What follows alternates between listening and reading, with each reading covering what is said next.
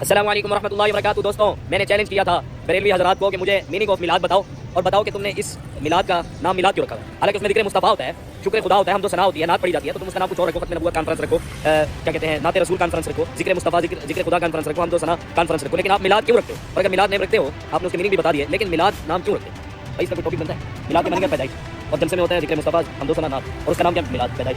بھائی اس طرح نہیں ہوتا، جواب دو نا۔ پھر ہمارا چیلنج ہے پوری پاکستان کے بریلویوں کو، جواب دو کمنٹ سے۔ بسم اللہ الرحمن الرحیم۔ معزز سامعین و ذی احتشام، امید ہے آپ خیریت سے ہوں گے۔ معزز سامعین و ذی احتشام، آپ نے اس دیوبندی نوجوان کی ویڈیو سماعت فرمائی۔ ہم نے اس نوجوان کے پہلے بھی چیلنج کو قبول کیا لیکن کوئی جواب نہ آیا۔ اب اس نے پھر ویڈیو چڑھائی، کہتا ہے کہ جی میں نے بریلویوں کو چیلنج کیے اور قبول نہیں کیے گئے۔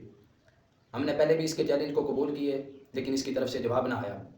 پھر اس نے ایک ویڈیو بنائی جس میں اب یہ کہہ رہا ہے کہ ہم محفل کا جو میلاد شریف میں موضوع رکھتے ہیں، میلاد مصطفیٰ کیوں رکھتے ہیں؟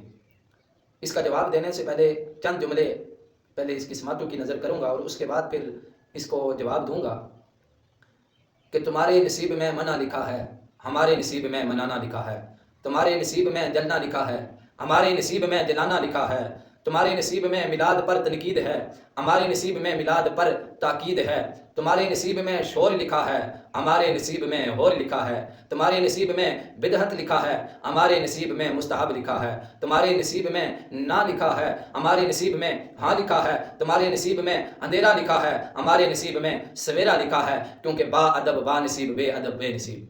معزز سامعین و ذی احتشام، اس دیوبندی نوجوان کو میں جواب ان الفاظ کے ساتھ دیتا ہوں کہ یہ وہ بدبخت لوگ ہیں جو اگر کوئی شرک کو مٹانے کی کوشش کرے تو اس پہ بھی اعتراض کرتے ہیں۔